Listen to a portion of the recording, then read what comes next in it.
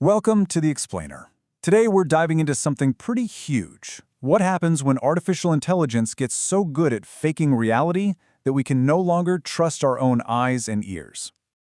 Okay, let's unpack that for a second. That is a heavy statement.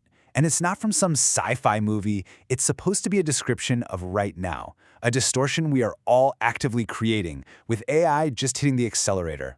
You see, the tech to fake reality? It's not locked away in some high-tech lab anymore. We have tools like GPT-4 and Sora that mean pretty much anyone can create images that look real, can clone a voice, and can even generate entire videos of things that never ever happened. The technology is here, it's easy to use, and honestly, it's getting scarily good. And this right here is the central, and let's be honest, pretty unsettling question we're tackling in this explainer.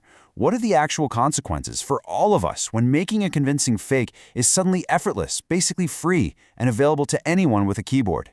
All right, so let's get into the first big problem here, how all this power basically turns information into noise. I mean, the whole promise of the internet was access to knowledge, right? But what we're actually getting is this thing called infinite content, just an overwhelming digital flood. In fact, there's actually a new term for this stuff, AI slop, and it's pretty much exactly what it sounds like. It's that endless feed of weird, low-effort images, pointless articles, and novelty junk that has zero real value. It's designed for one thing, to grab your attention for a split second, and that's it. And this slop creates three really deep structural problems. First, you get what's called signal collapse. The important stuff, the meaningful information, just gets buried in all the garbage. Then there's economic dilution. Think about it. If you're an artist or a writer, you now have to compete with content that costs literally nothing to make. And finally, infrastructure waste. We are burning huge amounts of real-world electricity in data centers just to create all of this disposable digital noise. Okay, so noise and waste are bad, for sure. But then we get to something way more dangerous. The systematic collapse of trust. Because when anything can be faked, our ability to check if anything is real just starts to fall apart. And look, this isn't some sci-fi movie thing that might happen. It's happening right now. In our justice system, how do you trust video evidence when it can just be dismissed as a deepfake?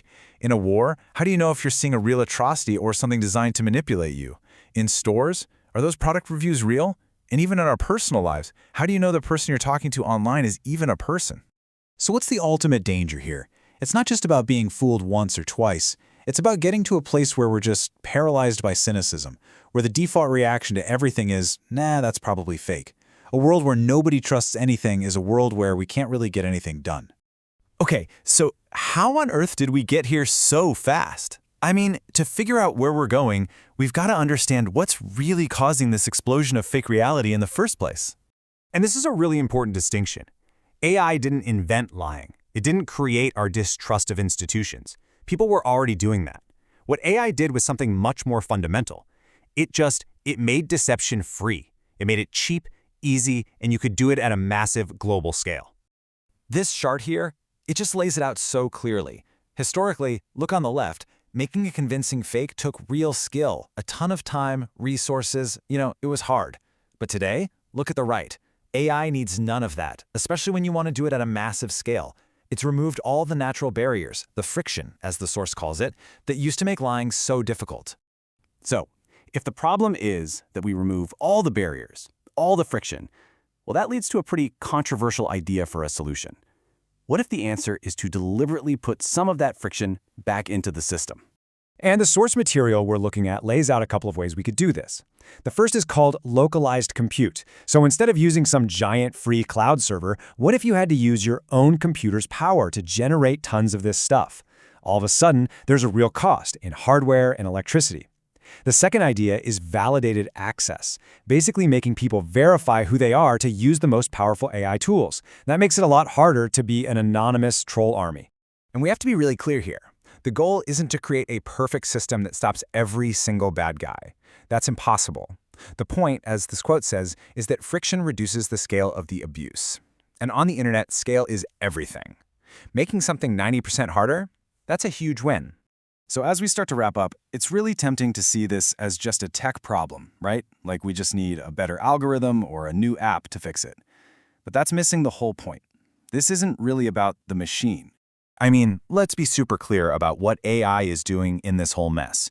It's not some evil alien force that's corrupting us with brand new flaws. No, it's a mirror. It's just the biggest, most powerful mirror we've ever built, and it's showing us all the flaws and impulses that were already there, inside us. And what are those flaws exactly? Well, you know what they are. That constant need for attention, the drive to make a buck, even if you're creating zero actual value.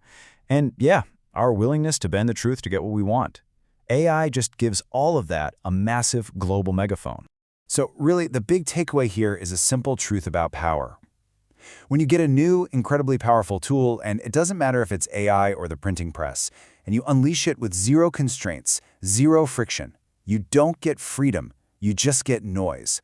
A whole lot of overwhelming, deafening noise.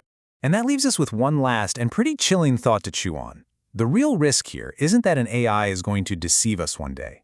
The real, existential risk is that we'll get so used to being deceived, so buried in all the noise and the slop, that we as a society just stop caring about what's true altogether. And that, well, that's a future we have to actively fight against.